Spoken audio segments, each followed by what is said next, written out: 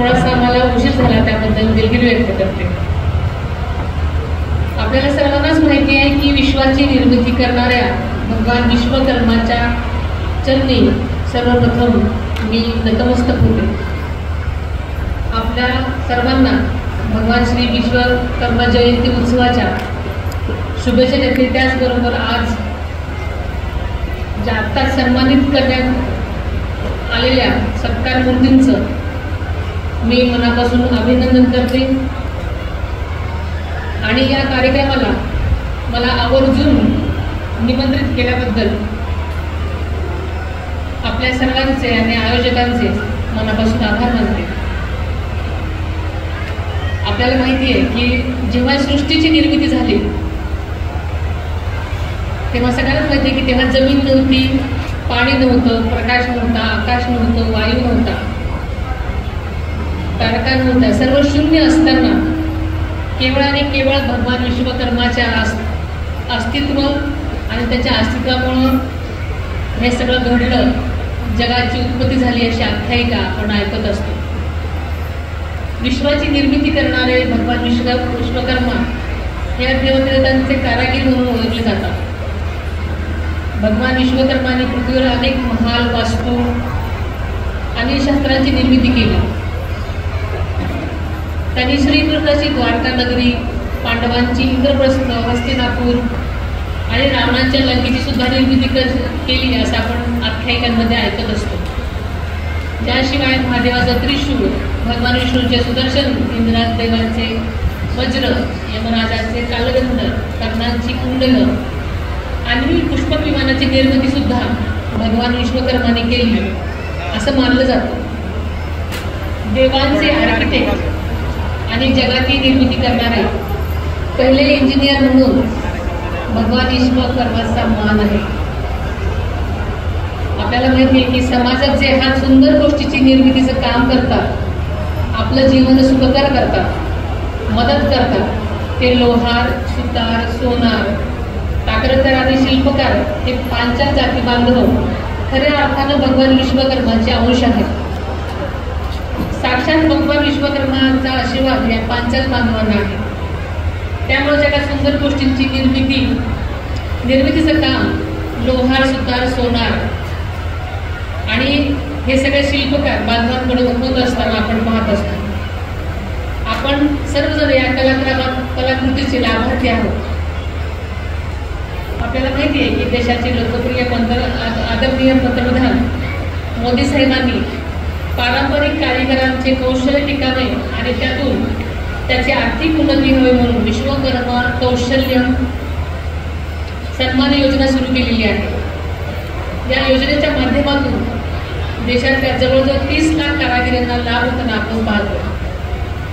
सुतार, लोहार, नाभिक, चर्मकार, सुवर्णकार, कुंभार, गवंडी, शिंपी, धोबी अशा देशभरातल्या 140 समूहांना या योजनांचा लाभ मिळणार आहे. या कार्यक्रमामध्ये कारागिरींना आवश्यक ते प्रशिक्षण तसेच निधी नसलेल्या सरकारांना आर्थिक सहाय्य मिळणार आहे. ग्रामीण कारागिरींना 1 लाख रुपयाचे स्वस्त दरात कर्ज दिले जाणार आहे. केंद्र सरकारच्या साथीनं राज्यातल्या महायुती सरकारच्या माध्यमातून सुद्धा राज्याचा वेगाने विकास सुरू आहे. आपल्या सर्वांचे नेते, राज्याचे उपमुख्यमंत्री आदरणीय दादांच्या माध्यमातून आपल्या बारामतीसह इतर राज्याचा वेगवान विकास होतोय. आणि आताच आपल्याला सचिननी सांगितलं किंवा किरण शेठनी सांगितलं की आपल्या सुद्धा समाज मंदिरासाठी दादांनी आताच निधी काही मंजूर केलेला आहे. राज्यातल्या सर्वसामान्य शेतकरी, कष्टकरी, व्यावसायिक, लघु उद्योजक, महिला, तरुणांना विकासाच्या मुख्य प्रवाहात आणण्याचं काम सुरू आहे. महाराष्ट्राच्या गतीनं विकास होताना आपण पाहतोय. विकासाच्या या रथाला आपला हात बांधावूया असं आवाहन मी या निमित्तानं करते. आपल्याला सर्वांना माहिती आहे की आदरणीय दादांचं बारामतीच्या प्रत्येकावर मनापासून प्रेम आहे. आणि याचं कारण म्हणजे तुम्ही सुद्धा त्याच प्रकारे त्यांच्यावर जीव लावता, प्रेम करता म्हणूनच दादा सकाळी 6 पासून बारामतीची लोक म्हटलं की लगेच ते प्रत्येक काम त्यांचं कसं पार पडेल, त्यांची अडचण कशी दूर होईल हाच प्रयत्न करत असतात. त्यामुळे बारामतीकरांनी सुद्धा गेले अनेक वर्ष जे दादांवरती भरभरून प्रेम केलेलं आहे त्याची जाणीव त्यांना नक्कीच आहे.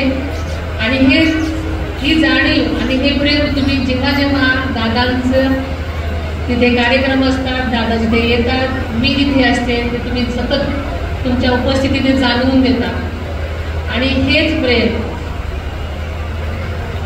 हे जे पाठबळ आहे हे तुम्ही नक्कीच कायमकृत्या दाखवणार आहात, त्यात शंकाच नाही. आजच्या या कार्यक्रमाला तुम्ही मला बोलवलं, सन्मान दिला, सत्कार केला, त्याबद्दल मी आपल्या सर्वांची मनापासून आभारी आहे. आणि जाता जाता एवढंच सांगते, देशाच्या आणि राज्याच्या विकासामध्ये आपण सर्वजण महत्त्वाची भूमिका बजावणाऱ्या लोहार, सुतार, सोनार या सर्व जाती विश्वकर्मा बांधवांचं मी मनापासून परत एकदा अभिनंदन करते.